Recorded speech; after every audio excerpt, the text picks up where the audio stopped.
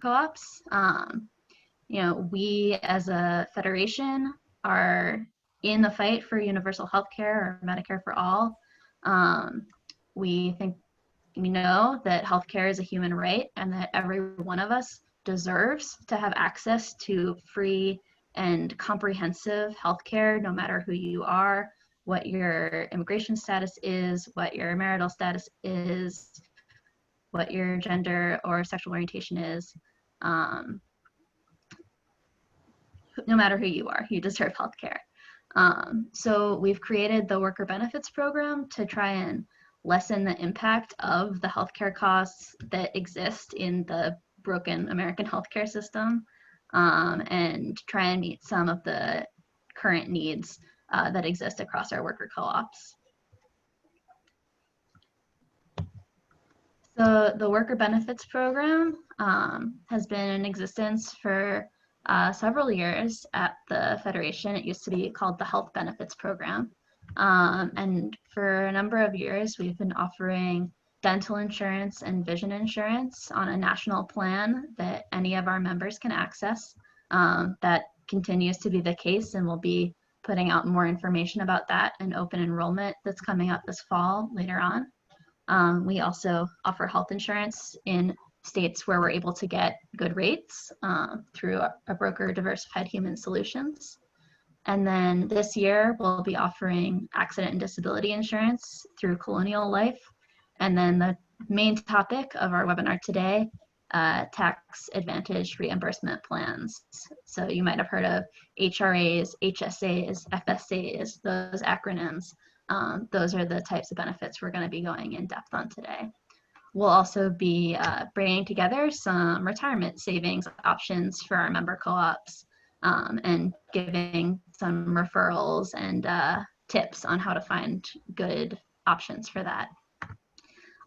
And by being part of the worker benefits program, you can access better rates and stronger benefits because we're working together as a collective. It's both the co-ops helping co-ops kind of thing and also a collective bargaining in principle. You also get access to me to support you with troubleshooting and administration, because we know what a huge administrative lift it is to provide any sort of benefits. And having been a part of a worker co-op myself, I understand how much the different priorities are tugging at all different times, and it can be hard to focus on strategizing to get these benefits. So we try and make ourselves available, make me available to support with that.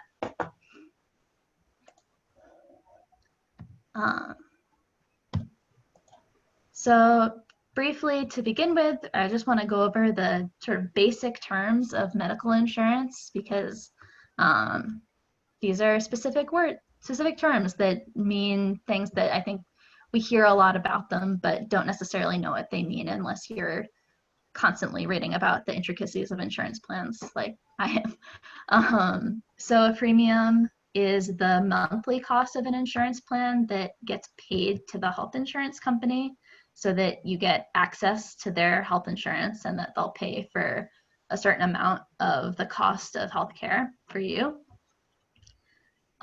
You might have heard of a deductible, which is the amount a plan requires you to pay towards your healthcare costs that come up as the year goes on before the health insurance company begins to pay.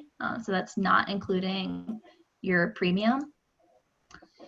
Then there's the copay, which is the cost that you pay at the time of receiving care. So if you go to a doctor's office and you pay maybe $20, maybe $80, maybe more, maybe less, that's the copay that you're paying at the time that you're seeing your doctor. And then co-insurance, which not all health insurance plans have, is a percentage of the healthcare cost that you're responsible to pay after your deductible is met, before you hit the maximum that your insurance company will require you to pay from your own pocket. So we can see there's a lot of costs involved in health insurance. it's expensive, it's confusing. Insurance companies don't make it easy. So yeah, we know that and are here to support in making sense of it and working with the system that we have while it's our reality. So in the United States, most people access health insurance through a workplace. And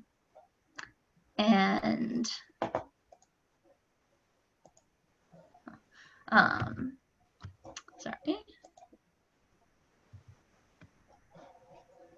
People either access it through a group healthcare plan in a business or they have these tax advantage reimbursement plans.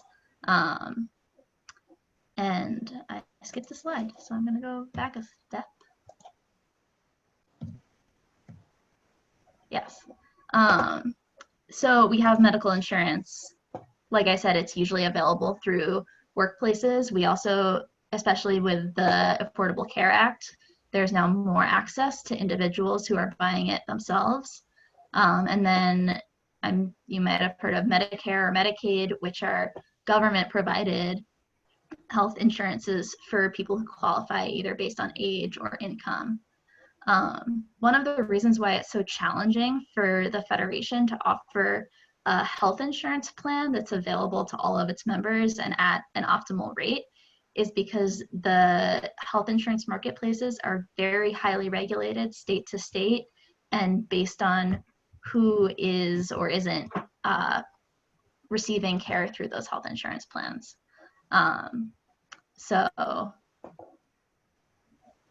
those are the challenges that we face in finding a health insurance plan that we could band together as a federation to use, though we're working on that.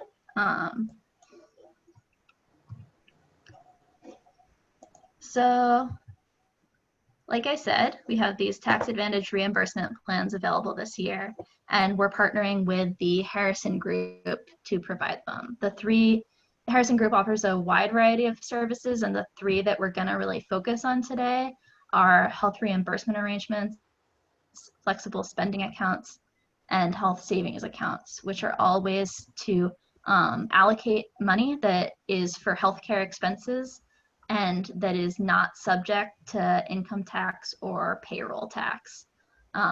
So essentially you save those tax liabilities that you have to pay to the state or the government in order to spend that on healthcare. And Rich, I wanted to turn it over to you to just introduce yourself and maybe just give a brief introduction to the Harrison Group. Great. Can you hear me okay? Great. Okay, well, we're very, very happy to be here this afternoon. And anything that I don't go over, we get to the question and answer period, I'll be happy to answer any questions. Our office is located in Havertown, Pennsylvania, and that's just outside of Philadelphia. We have over 1,500 clients where we either provide them with health reimbursement arrangements, flexible spending accounts, or health savings accounts. And it's not, the way we work with clients is it's really based upon their needs. So it's not one size meets all. And so when we get involved with somebody, it's more, okay, let's try to figure out what you want to do, and then let's figure out whether there's a plan that works for you. We're kind of known as a high-tech organization from the standpoint of the things that are available to employees or co-op members. The other thing is that we're also known for our high touch. When people call our office, we have somebody that can answer the phone and a dedicated account manager. And so we encourage people to call when they have questions rather than, sometimes the bigger organizations get, the less touch you can have with them. And I think that all our clients would say that we're available when they try to get a hold of us. So would you like me to go into the HRAs? I can't hear you.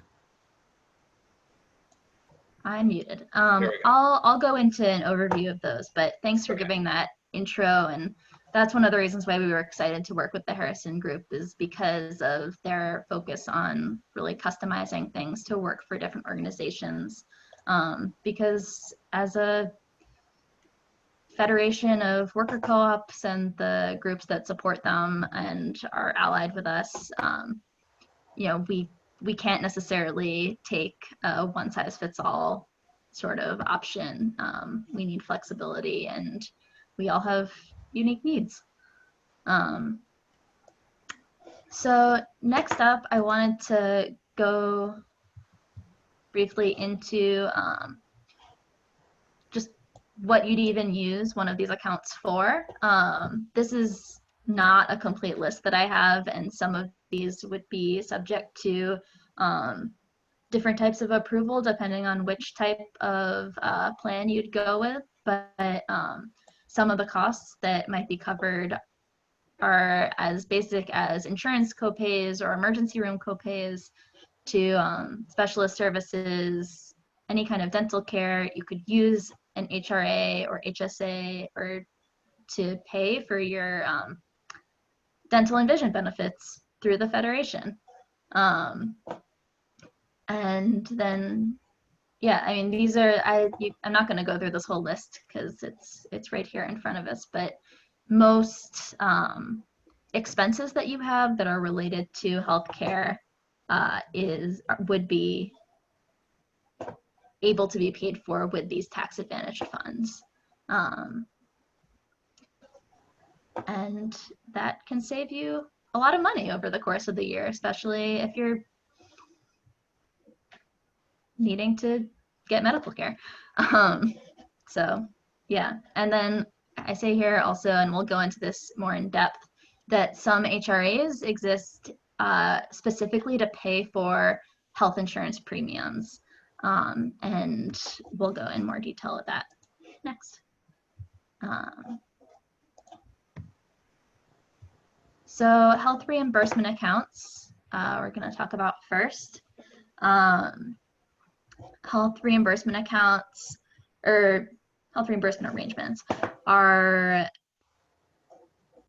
arrangements in which a company sets aside a certain amount of money per worker, and the worker can access those funds through either a debit card that they just use at the time that they're spending the money, or going through a reimbursement process to get reimbursed for those costs that the person would pay for out of pocket.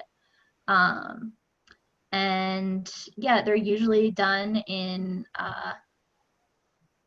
tandem with a group health insurance plan, though they can also be used specifically with dental costs or specifically with vision costs. And then at the end of the year, if the workers in the workplace haven't used all of the funds that have been made available, those funds just go back into the workplace. So it's a nice way to just sort of set aside a pot for your workers to be able to access to pay for any kind of healthcare expenses, whether they're expected or unexpected. Maddie, could I jump in for a sec? Sure. So with a health reimbursement arrangement, why would somebody put that together? Well, with a group medical plan or whatever medical plan that you have, typically the more that the plan covers, the more expensive the plan is. And said differently, the less that the plan covers, the less expensive the premium is for people. So what sometimes people do is they go with a medical plan that doesn't cover a lot of things, but then what they do is they set up a health reimbursement arrangement that will cover the gaps in coverage. And why would they do that? Because it's less expensive than putting the burden on the insurance company to reimburse those amounts. Thanks so much, Rich, for that explanation. Sure. So one of the possibilities that I'm really excited about for worker co-ops, and that I think might be really useful for worker co-ops and and our members that are small groups is what's called a qualified small employer health reimbursement account. These are specifically for workplaces that are under 50 workers, and you'd offer them instead of a group healthcare plan. And Mo put together this really lovely little flow chart that the business would create the health reimbursement account so that funds are available to an individual within the workplace to pay an insurance company for the healthcare plan of their choice. So this is useful in the case that people within a workplace might have a lot of different kinds of healthcare needs. So someone might prefer a plan with a high premium, someone might prefer a plan with a high deductible or need specific coverage. And it allows to create some more flexibility than having just one plan that a small workplace would be set with. And then individual coverage, HRAs. Rich, maybe you can speak a little bit to the difference between the two of these, but the main understanding that I have is that it's a similar option, but it's for larger workplaces, and there are some different technicalities around certain groups being able to offer an individual coverage HRA and certain groups getting access to a group health plan. Sure. So with the QSE HRA, that was a plan that they first came out with, and there was that limitation. If you had less than 50 employees, you could do a QSE HRA.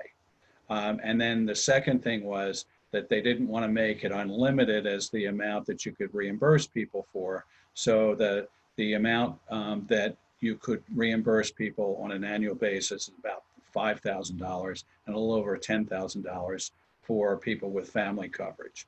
And the good thing about it is that you could have employees that have different needs from the standpoint of medical insurance, and where you've got to go to the group medical plan, it's one size fits all, and different people have different needs. And so the QSE HRA originally could reimburse not only premiums, but also out-of-pocket expenses for medical, dental, and vision expenses. And then in June of 2019, they came out with the individual coverage HRAs that are really exactly the same as the QSE HRAs, except that there's some differences. And the main difference is that organizations with more than 50 employees could do the individual, they call them ICRAs, but in the world of acronyms, people go, I don't even know what the person was talking about with the ICRA, EBRA, and that type of thing. So an individual coverage HRA, it could be for any size group, and there isn't any limitation as to the amount that you could reimburse on an annual basis. So to give you an idea, let's suppose that you didn't want to have any limitation on what you were going to reimburse for premiums or out-of-pocket expenses. You'd probably do an ICRA rather than the QSERA, which is the QSE HRA. Mm-hmm. So they're very, very, very similar, and the same things can be reimbursed. But the key is that you can't have a group medical plan, especially with a group, that we're all talking about today. You can't have a group medical plan and have a QSE HRA and an ICRA. If you had a larger organization, you might be able to have two classes of employees. One does a group medical plan and the other the individual.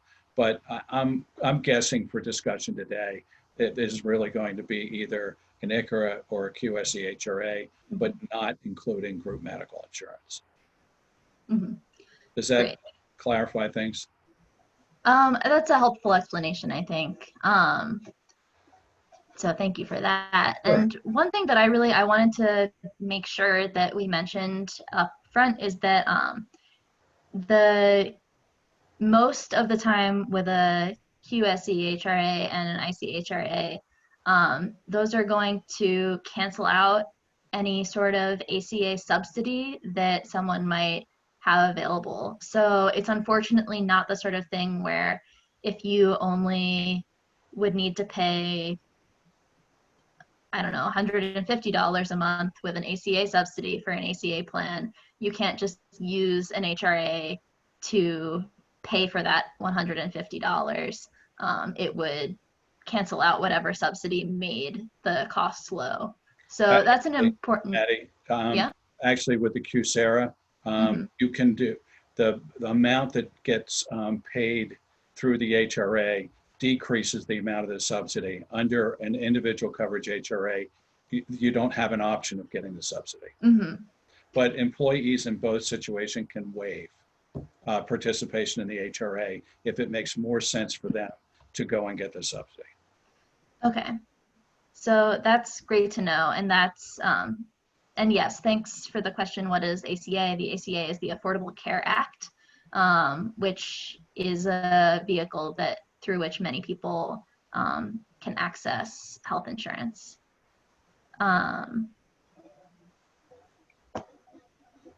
Great. I'm gonna keep moving because we only have so much time, but I see lots of questions popping up in the chat, and I think that'll be great in our Q&A. So the next option are flexible spending accounts, and these accounts are for people who are already enrolled in a group health insurance plan through their workplace.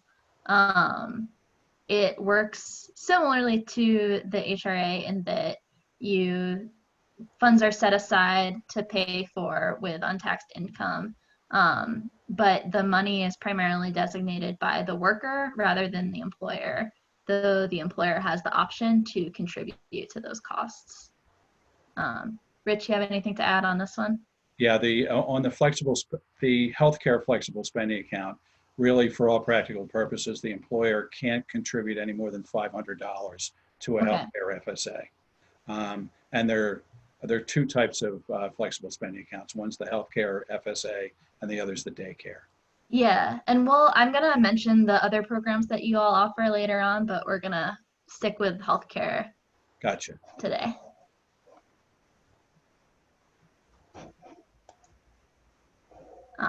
And finally, we have health savings accounts. Health savings accounts you can have either through a workplace or as an individual, which is going to be a big option for owners of LLCs and S corps, which are not going to be eligible for HRAs and FSAs. The caveat with a health savings account is that it's only accessible for people who are enrolled in a qualified high deductible health insurance plan, which means that you'd have a minimum deductible of $1,400 for an individual or $2,800 for a family, though that might change a little bit for 2021. It's a savings account that the individual owns.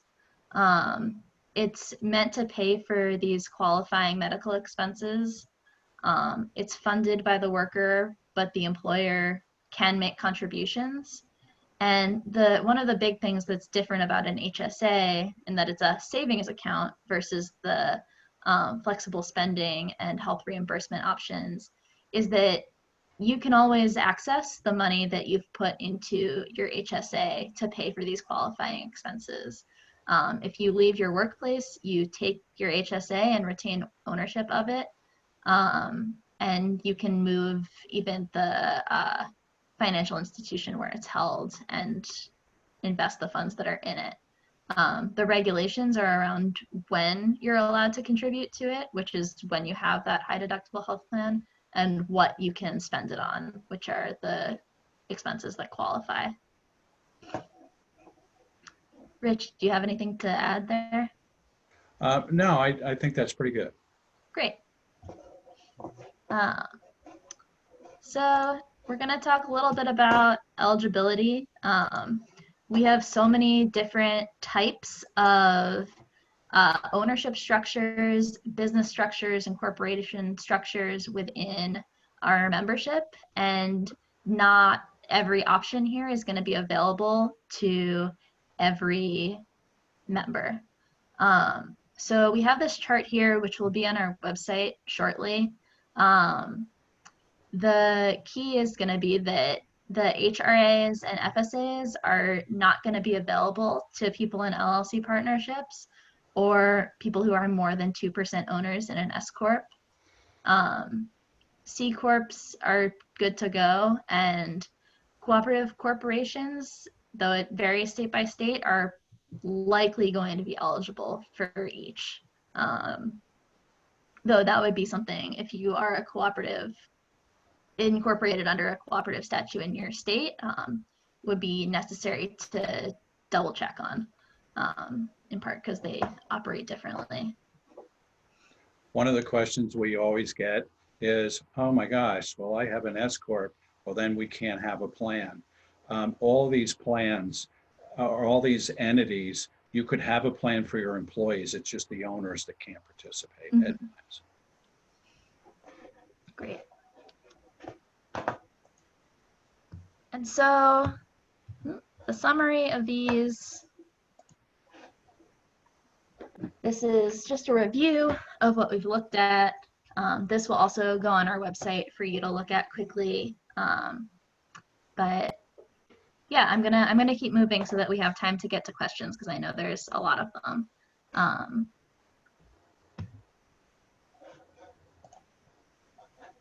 So we do have some options to access medical insurance through the Federation. Our partners at Diversified Human Solutions have found advantageous rates for our members in Colorado, Maryland, North Carolina, Pennsylvania, Texas, and Washington. This isn't we haven't looked into every single state. We looked at the states where we have a higher concentration of members. But so if you can always check in with me and see if your state does or doesn't have an advantageous rate. But if you have a lot of co-ops in your state and don't see it here, that's probably an indication that we don't have those good rates. In other states, you have the option of looking at state-specific markets. You could opt for the QSERA or the individual coverage, HRA. There's also the option of enrolling in a professional employer organization, which is an organization type that is basically a vehicle to share HR and payroll responsibilities. And oftentimes they have access to group medical rates that you wouldn't be able to access just as a single business. One of our members, Fellow Travelers, is a professional employer organization, and is someone we could refer you to discuss further. So how do we get started with this? I'm in the email address benefits@usworker.coop, and you can send me any questions and I'll either answer them or find the answer from Rich or one of our other partners. Obviously discuss within the workplace. We have a new interest form, which I will stick in the chat. It's a bilingual interest form. And that is how you can notify me that you want to enroll in one of these projects or one of these plans, and I'll make the connection to you and Rich and his folks over at the Harrison Group. And then from there, you all take it away to determine what is going to be the best option for your workplace.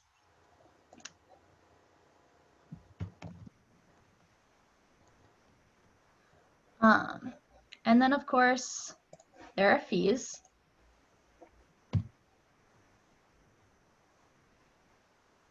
But first, we're going to talk about how we all work together. So your member workplace, it's your responsibility with the Harrison Group to determine what the best option will be, because you all have the best knowledge of the entity structures of your co-op and the needs of the workers within the co-op or the workplace, and to work with the Harrison Group to supply all of the necessary information and whatever access is necessary to set up the plans. The Harrison Group supports with setup and manages those reimbursement processes. They send out the debit cards to your workers, or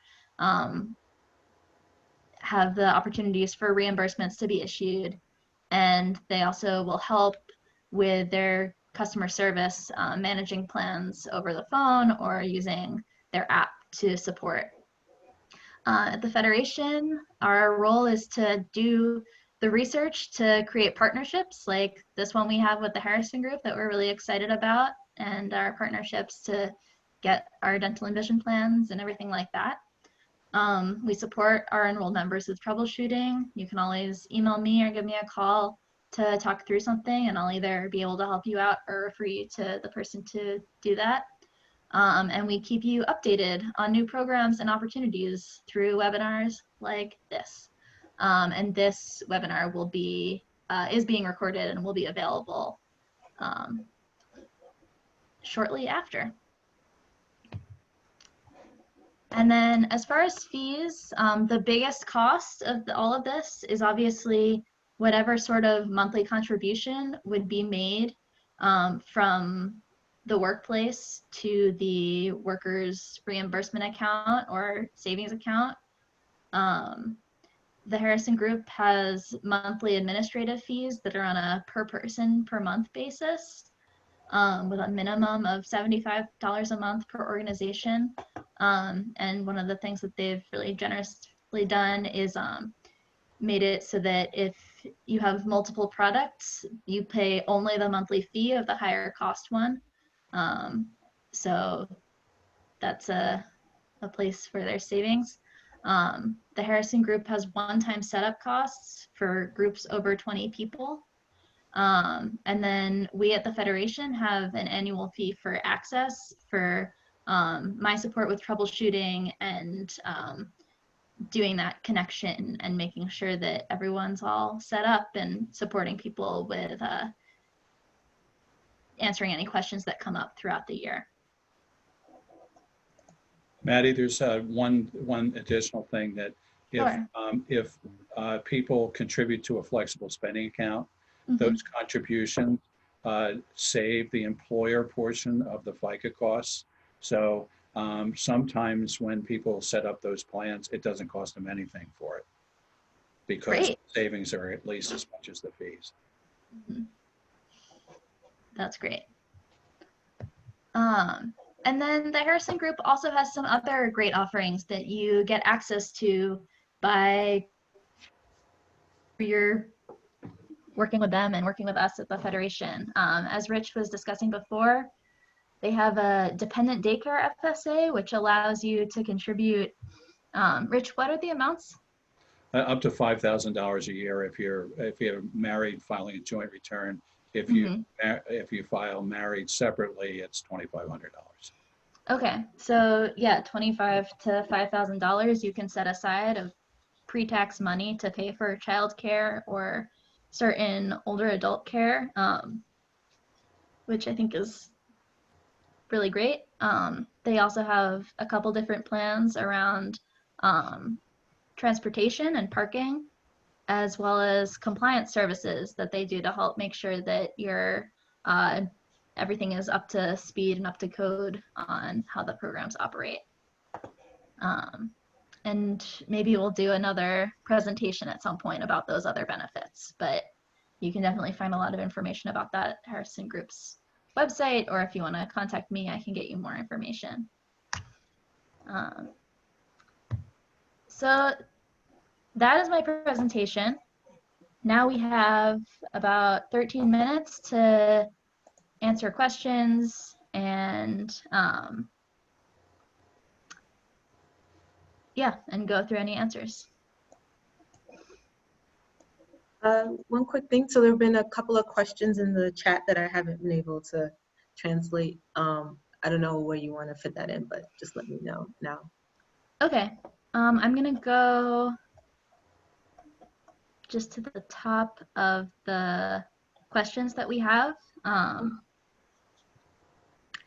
We have a question.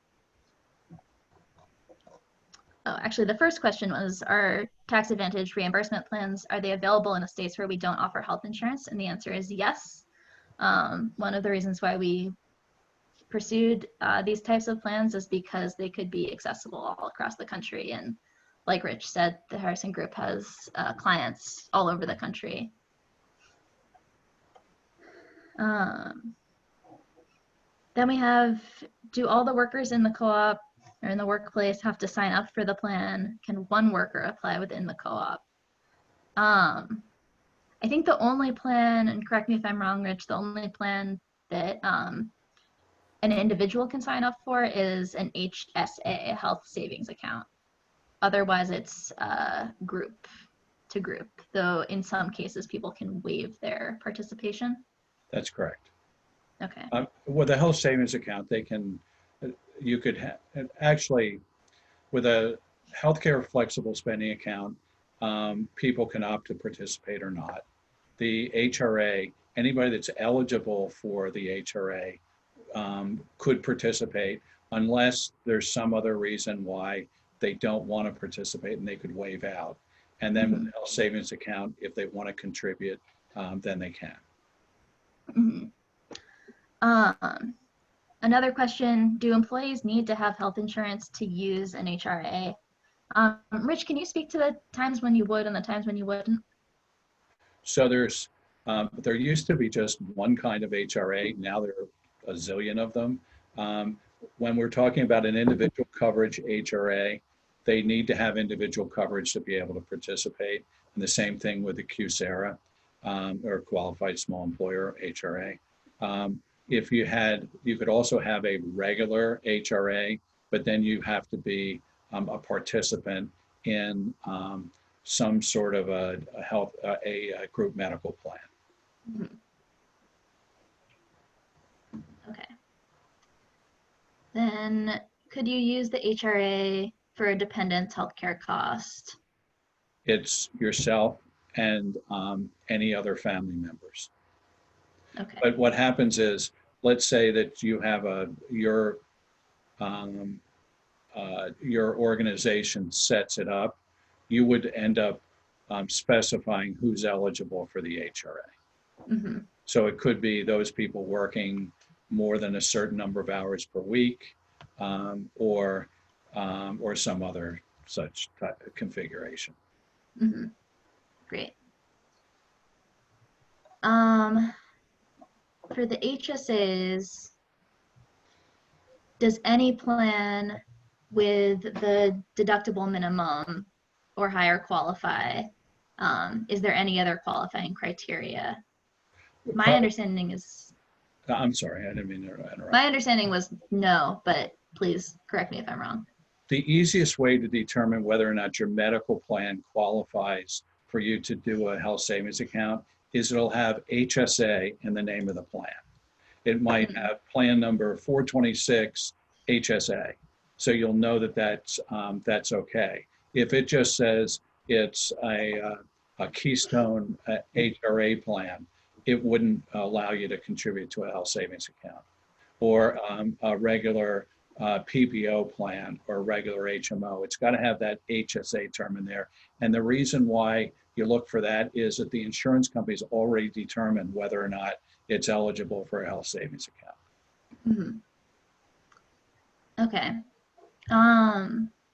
There's a question about how someone might go about figuring out how much state-specific health coverage would cost for each employee. Do all members need to be enrolled or in the same state?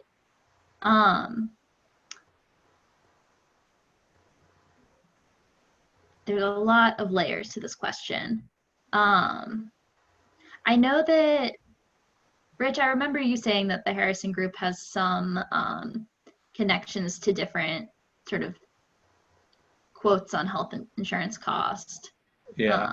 We have rates on the states where we offer it. Yeah, it's, there are a couple layers, as you mentioned. One is the cost of the health insurance. Second thing is whether you're eligible for a premium subsidy. And so what happens is it's not that, there are also some, what do I want to call it, some calculators where you can plug in your income and number of family members or that type of thing, and it'll come up with, okay, this is the amount of your premium subsidy.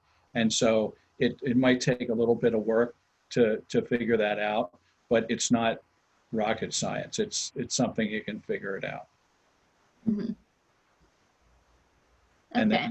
then, and the other thing is that I think we're working on a calculator where somebody might be able to go to our website and plug in the numbers and then Mm-hmm. see what that is. However, as you know, in different states, the premiums vary. And so Mm-hmm. that's a part of it that we don't necessarily control. Yeah. Yeah, and I would say all members don't need to be in the same state. Correct. And there are lots of health insurance cost calculators out there. I don't think any of them are precise, but they're there. Question, are these costs in addition to costs with the vision and dental plan? And the answer is yes. It's a different program that is happening. And then this question of, what if your owners are also workers? Can they qualify for an HRA or an FSA? Is definitely not a dumb question. And it's a question that I've been trying to ask from 18 different angles, and I think Rich might be able to attest to that. But yeah, I think it really depends on the tax structure of your co-op and how those owners are classified in terms of where income is being reported. I think it's going to be a workplace to workplace specific sort of question, because we have so many different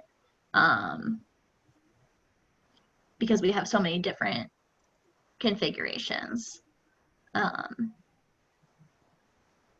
Maddie, that's a great answer.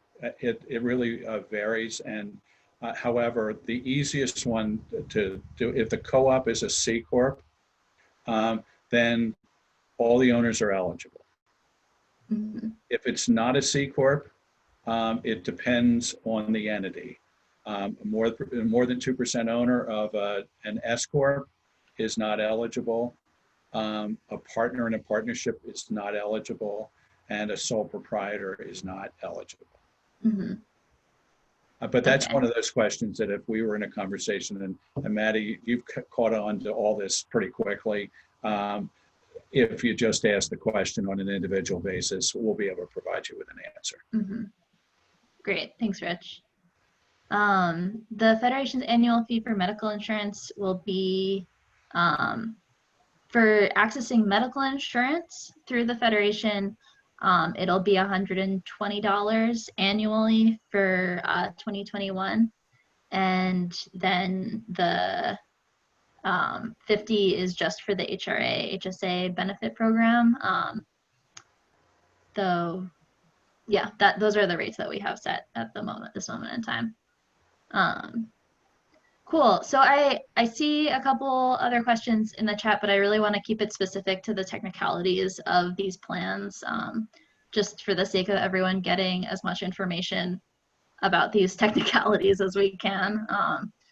We wish we were just sending everyone to the free medical clinics that are excellent in their communities. But yeah, are there other questions? Because that's exhausted the chat. I believe, what's the process like for switching from a QSERA to an individual coverage HRA if our co-op grows to be greater than 50? That is a rich question. It's very, very simple. You just stop doing your QSERA and do the individual coverage HRA. It's a matter of maybe a new document, but it's really very easy. Mm-hmm. And that's something that could happen even if it happened like in the middle of a year? Correct. Okay. You could have the benefits, conceivably have the benefits the same under the individual coverage HRA as the qualified small employer HRA. Mm-hmm. So it's really not a big deal. And you could also increase the benefits mid-year if you wanted to. Okay. Great. If anyone wants to ask a question aloud, You should be welcome to. You should be able to unmute. Yes.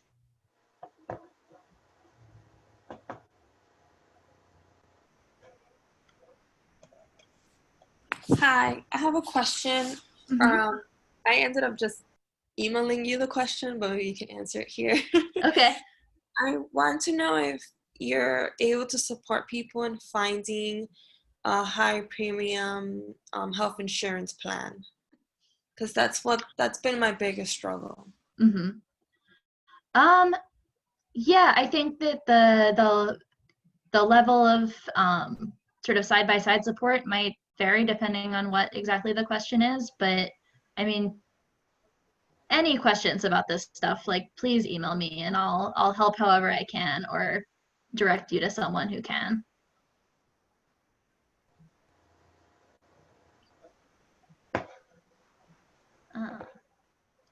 All right.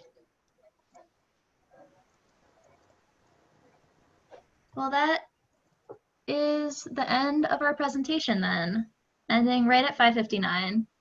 Very amazing. Again, my contact information is on the slide that you can see now. Email me anytime, benefits@usworker.coop, and my phone number 415-392-7277, extension 11. We'll be sending out the recording of this along with some materials and the information or the interest form. And yeah, I really appreciate everyone being here and everyone's questions. Many thanks to Rich for joining us. Many thanks to Naira and Tilde for their interpretation and for the translation of the presentation. And thanks to Ajaka and Mo and Ana Martina for supporting with everything else. All right. Thanks everyone so much. Thank you, Maddie. Take care.